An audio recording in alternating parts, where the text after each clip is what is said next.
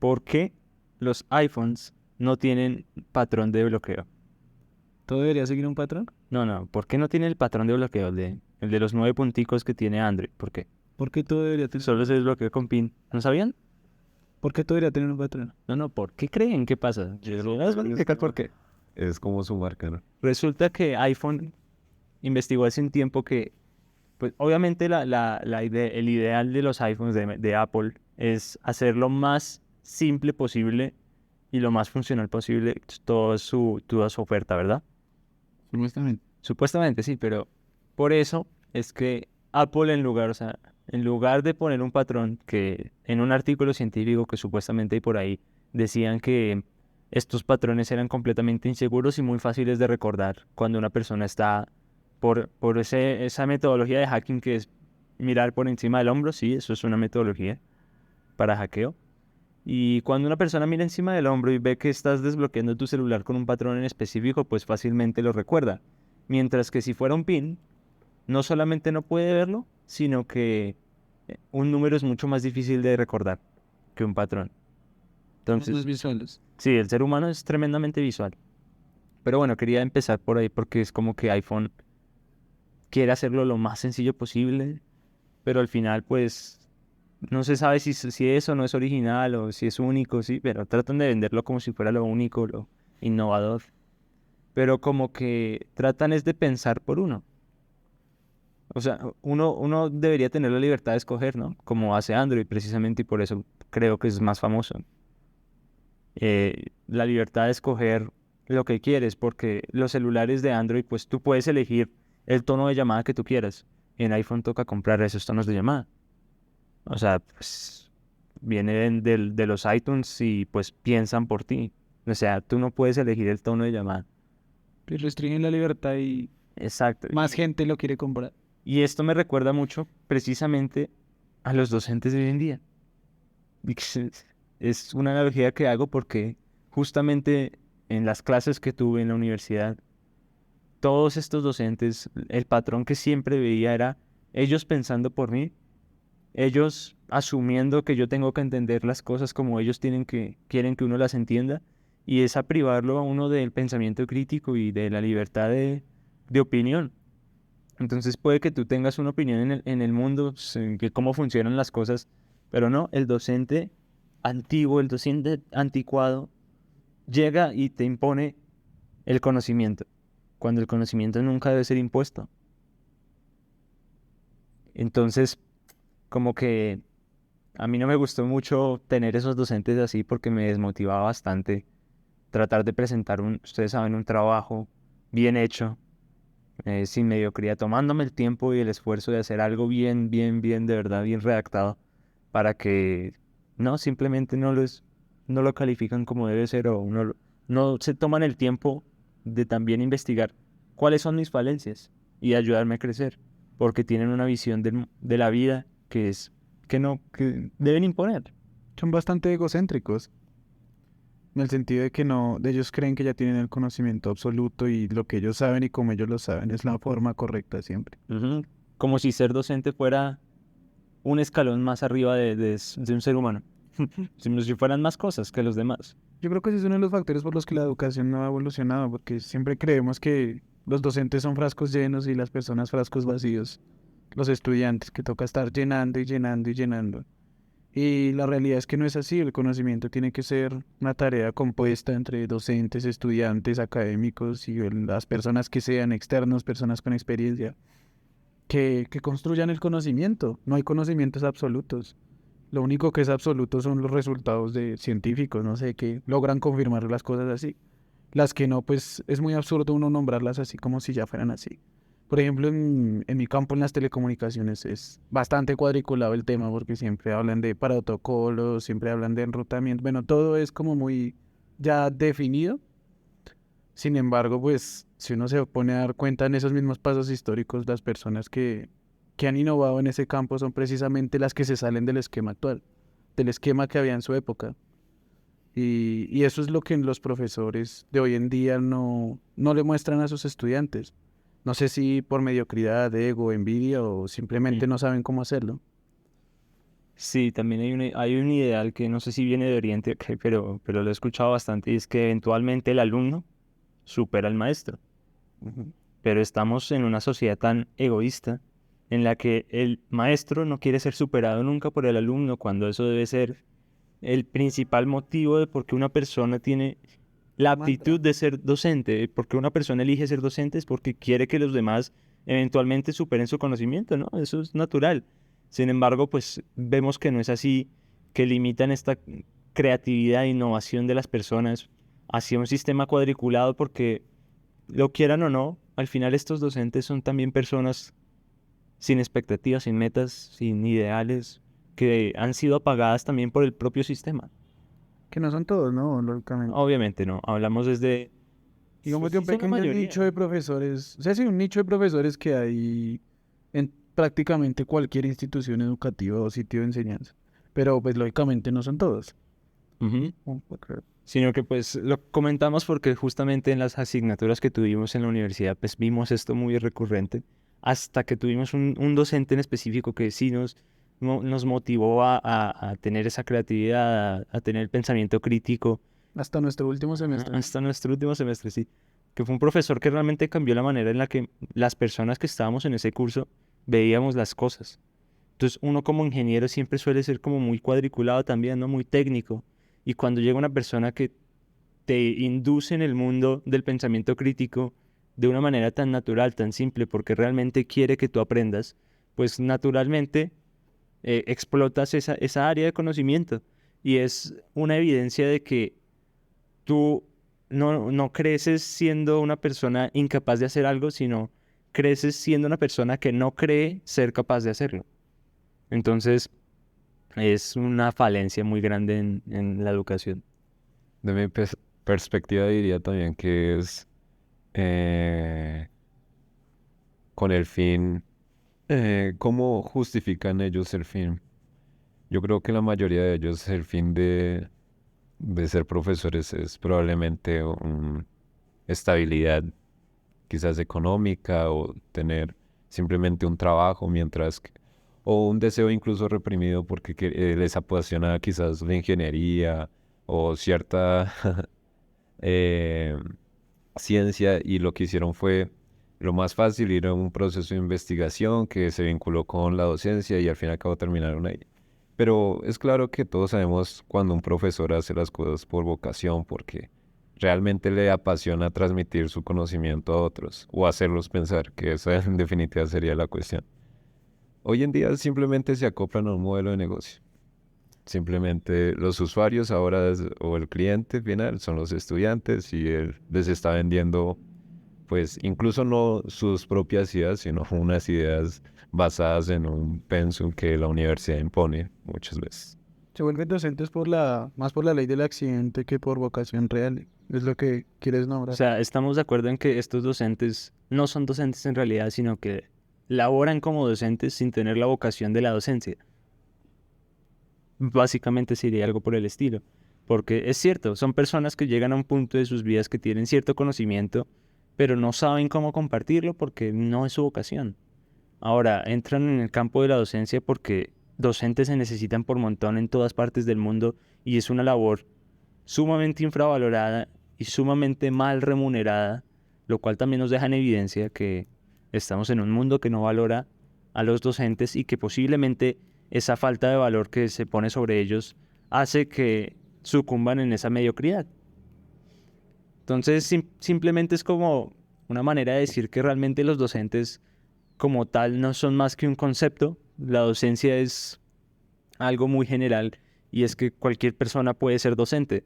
Incluso me atrevería a decir, tú puedes ser tu propio docente e incluso tu mejor amigo puede ser tu docente de la vida porque puede que las cosas que tú no entiendas y que él sí entiende, pues él te las pueda explicar mejor que tu profesor de matemáticas, de física o lo que sea. Y me ha pasado muchas veces. No, y eso pasa, digamos, entre estudiantes a veces es más fácil entender cosas. Digamos, si tú sabes algo que yo no, más fácil que tú me lo expliques que el propio docente, porque tú estás en el mismo proceso de aprendizaje y tuviste, digamos, como la dificultad en el momento y sabes transmitirme cómo superar esas dificultades que estás sufriendo en el momento. En cambio, digamos, cuando ya tiene un nivel de conocimiento, digamos, mucho más avanzado, uno considera que esas vainas son fáciles, son muy sencillas, son simplonas, cualquiera debería poder entenderlas con solo nombrarlas, eso es lo que pasa. Entonces digamos que ese mismo ego que digo que se cría hace que ellos o sea, no sepan transmitir el conocimiento como es debido. Digamos también atacando lo que tú decías de los miedos y todo eso, que no hacemos muchas cosas porque no creemos que podamos hacerlas. Precisamente esos docentes de ese calibre son los que logran alimentar esos miedos. Muchas veces nosotros no tenemos miedos porque nosotros no creamos, sino porque los demás nos dijeron que no se podía. Y ellos, no, créame que yo ya lo hice por ese lado y no pude. No, créame que yo ya hice esto y no se puede. No, ¿sí? Entonces ellos son los que le transmiten esos miedos a uno. Muchas personas tienen miedos infundamentados. Lastimosamente pues no son tan fáciles de descubrir y sortear, ¿no? Como el miedo infundamentado a muchos insectos, por ejemplo. Mm. Sí, y también pasa que a menudo sí, esos miedos sí son impuestos por estos docentes, pero pues es un reflejo de lo que ellos pasan y también es un reflejo de la sociedad que le da mucho peso a la palabra de una persona que creemos que está por encima de nosotros, cuando realmente es un ser humano justo como nosotros. ¿Por qué vamos a decir que entonces porque tiene cierta experiencia más de vida o porque es más viejo que uno, pues naturalmente va a tener mejor conocimiento que nosotros? Realmente nosotros podemos aprender más si empezamos a ver a la humanidad como una una única persona, así como si fuéramos todos iguales, porque al final todos estamos aquí en este mundo tratando de ver cuál es la mejor manera que tenemos de sobrevivir y de ser felices. Y siempre se encuentran nuevas maneras, si no, pues no habría ningún desarrollo ni evolución. Y eso es lo que, digamos, a mí me molesta personalmente en muchos docentes, que ellos creen que ya lo que saben, lo que tienen, lo que dicen es lo que es. Y ya. Sí, o sea, lo que usted diga a partir de ahí es especulaciones, inexperiencia, ¿sí? ¿Por qué no apoyamos esas ideas? Miremos si funcionan, si no funcionan y si podemos seguir evolucionando. Exacto, es darle mucho peso a alguien que creemos que está por encima de nosotros. Y no es cierto. Y por eso está pasando mucho que la innovación que antes se hacía muy grande en las universidades ahora se está trasladando a muchas empresas o a muchos centros diferentes, porque son sitios que sí reconocen el valor, en este caso, digamos, en las empresas es monetario, el valor de la innovación, la investigación y el pensamiento de las personas. En la universidad se está empezando a infravalorar ese proceso y está hundiendo las universidades cada vez más. Y digamos, yo vi un video hace algún tiempo que a mí me pareció muy curioso y es de una persona que está como en un juicio criticando la educación y muestra en un dibujo o en una foto un carro de hace 100 años y un carro de hoy en día. Son carros muy diferentes. En cambio muestra, bueno, y muestra bastantes cosas más, pero muestra un aula de hace 100 años y muestra un aula de ahora y es exactamente la misma aula. No ha cambiado la jerarquía, no ha cambiado el cómo organizamos el conocimiento, siempre es lo mismo. Un docente al frente, como en un altar, digamos lo divino, él tiene el conocimiento supremo y un tablero para transmitir todo y los estudiantes callados escuchan. Es todo. Sí. Y también me recuerda la frase que decía Albert Einstein y es, yo no voy a juzgar a un pez dorado por trepar un árbol como un mono porque no va a hacerlo. Y es justamente lo que pasa y son prejuicios que invaden a las personas y a menudo pues, me hace pensar que realmente los genios que circulan por ahí no nacen, sino que se hacen, son construidos por la sociedad que los rodea. Entonces puede que las personas tengan más o menos suerte, eso es cierto.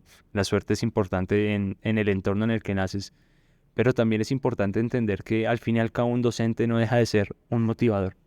Entiendo. Digamos, acatando eso también es la suerte. La suerte muchas veces creemos que es un concepto, digamos, divino, que cada uno tiene una suerte diferente porque la vida lo quiso así. Vamos que la suerte sí ocurre, pero a todos nos dan esos golpes de suerte. Lo que pasa es que muchas personas no estamos preparados para recibirlos. Eso, o sea, y uno puede atraer muchísima más suerte con la ley de la atracción, bueno, que ya es como un concepto muy mental, pero se ha comprobado que funciona muy bien el mantener pensamientos positivos y todo ese tipo de cosas. Mantienen la mente activa y atraen cosas. Digamos que muchas personas lo han tratado de explicar físicamente, químicamente, y muchos de ellos pueden tener razón o no. Lo que sí es cierto y es comprobado es que funciona.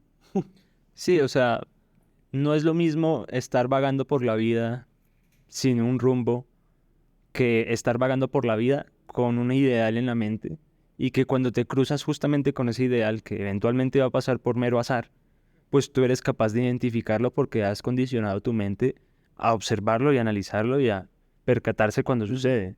¿Sí? O sea, estamos muchas veces esperando lo mejor, pues seguramente cuando ocurra lo mejor, pues vas a pensar que todo esto funcione, vas a estar en una espiral de ascenso positivo. Puede pasar de esa manera, ¿no? Ya pueden ser cosas psicológicas o más por el estilo, pero pues creo que eso es lo que implica que la educación también puede pasar por ese proceso. Estás pensando, ¿no? ¿Cuál es la mejor manera de generar un mayor impacto en la sociedad? Pues si tienes estos pensamientos constantemente al día a día, pues cuando tengas la oportunidad de realmente hacer algo por la sociedad, vas a identificar esa oportunidad y lo vas a hacer. ¿Que puede ser o no puede ser suerte? Pues sí, pero la suerte también se puede construir. ¿Por qué no en lugar de pensarlo como suerte, que es algo que escapa de nuestro control, no lo vemos como posibilidades, probabilidad de un 0,1%? Vuelve el tema del propósito. ¿Cuál es el problema de las instituciones educativas o de la educación en general? Que no hay como un propósito a futuro muy bien marcado. Y vuelve y ataca la frase de, si uno no sabe para dónde va, cualquier camino lo puede llevar ahí. Entonces, eso es lo que está pasando con la educación, está esperando a ver qué pasa, a ver para dónde vamos, a ver qué sale. Sí, pero no se están enfocando en nada y no están viendo las oportunidades, no están aprovechando la probabilidad de éxito que tienen en muchos campos. Entonces, es más eso que es como negligencia, digámoslo más, que otra cosa, que no. Ay, no, es que la educación ha tenido muy mala suerte. No, es que la educación no se estaba, la sociedad no la valora lo suficiente.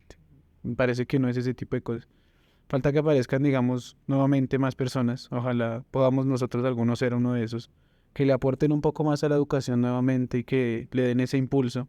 O si definitivamente la educación como está planteada no funciona, pues que miremos que otros sistemas sí funcionan.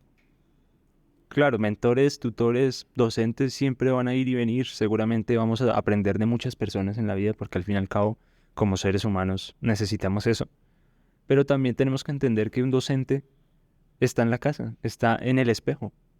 Nosotros podemos ser nuestro propio docente. Nosotros podemos aprender de nuestros errores y es algo que estamos infravalorando bastante porque creemos que la vida debe vivirse como las personas que están por encima de nosotros digan. Y estamos construidos para obedecer y a menudo pasa que cuando uno realmente tiene la oportunidad de tomar una decisión, uno se congela. ¿Por qué? Porque uno está esperando que otra persona la tome por ti. Y eso es algo que precisamente viene de este modelo educativo, que es que otra persona te dice qué hacer y tú haces. Pero cuando tú quieres hacer algo, te quedas frío, no sabes cómo empezar. Y es algo que tenemos que practicar, empezando a identificar que nosotros podemos ser nuestros propios profesores, nuestros propios mentores, ¿por qué no?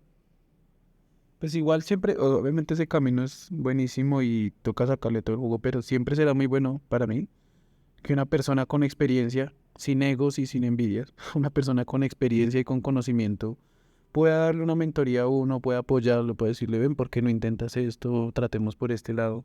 Y digamos que pues está comprobado que tener como un compañero, sea pagado, o sea un amigo, sea el que sea, un mentor no necesariamente tiene que ser alguien supremamente estudiado. Como el comprometerse entre esas dos personas a ciertas cosas hace que uno tenga más impulso de hacer las cosas, de apoyarse, de, venga, ¿cómo hago esto? Voy a mirar lo que él me dijo, no, voy a mirar como yo lo dije. Digamos que se vuelve un camino de construcción muy bueno también. Sin embargo, pues el que tú dices, obviamente tiene que ir complementado ahí, pero también se está infravalorando. Sí, ambos son caminos que se infravaloran bastante porque es cierto que no es lo mismo construir algo solo que poder hacer dos cosas al mismo tiempo siendo dos personas, me explico. Por ejemplo, si tú tomas el camino A y le dices a tu amigo, toma el camino a B, nos encontramos en uno en 2 días y retroalimentamos lo que aprendimos, pues va a ser muchísimo más rápido el crecimiento para ambos. Ujú. Y es algo que precisamente vemos que a veces pasa en esas aulas de clase, pero no pasa todo el tiempo. Se está infravalorando es la capacidad humana que tenemos ahora, o sea, la capacidad mental que tenemos. Creemos que no importa cuál método usemos, no podemos alcanzarla. Y más cuando se trata de personas tan supremas o poderosas o lo que sea, digamos en una estructura muy jerárquica como vemos hoy en día a los docentes. Digamos en los trabajos, digamos que estamos hablando de la educación, pero en los trabajos pasa exactamente igual. Las personas como ven el jefe, como una persona superior, suprema, importante, donde uno cometa un error, mejor dicho, ya uno es la peor persona, el jefe me va a despedir, lo que sea. Es la misma estructura, porque nos han como presionado a infravalorarnos a nosotros mismos en nuestras capacidades mentales y físicas, en todo sentido. Digamos, eso se convierte en un problema también. Totalmente. Y también es, por ejemplo, interesante ver, o sea, a priori parece que no se relacionan para nada la educación y la religión, por ejemplo. Pero digamos, es como la religión ha sobrevivido durante tanto tiempo a través de adaptarse y de cierta forma evolucionar, mientras que la educación es más algo protocolario que la sociedad sabe que necesita para poder evolucionar, pero simplemente no busca la manera de una mejoría.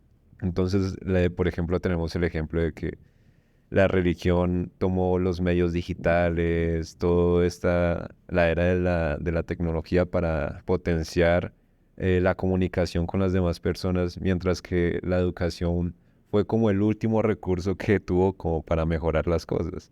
Quizás no en todo el mundo, pero al menos sí en países tercermundistas como lo somos nosotros. Y ahorita, por ejemplo, con quizás la inteligencia artificial, puede que la religión haga de cierta forma lo mismo y realce como su potencial o su influencia sobre los demás. Y la educación, ¿qué? O sea, la educación como que siempre está a la expectativa de cómo los demás le sacan provecho y ella lo último decir, uy, sí, en verdad funciona, sí deberíamos apostarle a esto. Es curioso porque precisamente que la religión perdure por tanto tiempo es efecto, no causa. Y es la manera en la que estos sistemas pues, crecen a lo largo del tiempo, transformándose y en nuevas épocas. Sí, no digo que esté mal, porque la religión en muchos sentidos alimenta la parte espiritual de los seres humanos y es muy importante. Sin embargo, creo que desde muy antes en el tiempo, desde hace más de 300 años incluso, hemos vivido en un punto de la humanidad en la que lo más fácil es que tomen decisiones por nosotros. Y eso es algo que la educación y la religión han compartido lastimosamente. ¿Significa que la educación es mala? No. ¿Significa que la religión es mala? Tampoco. Significa que estas personas que están en la cabeza de estos sistemas han tomado decisiones toda la vida por nosotros. Y nosotros difícilmente tenemos como la fuerza de voluntad para decir no más. O para decir, venga, si no puedo convocar un sistema o una marcha en conjunta para cambiar este sistema, pues voy a entender el sistema y voy a aprovecharlo. Porque no podemos ir en contra de estos sistemas, es muy complicado. Seguramente si tenemos hijos o hijas y les decimos no estudien, no van a hacer nada en la vida. Es muy complicado que ellos lleguen lejos sin un título de bachiller.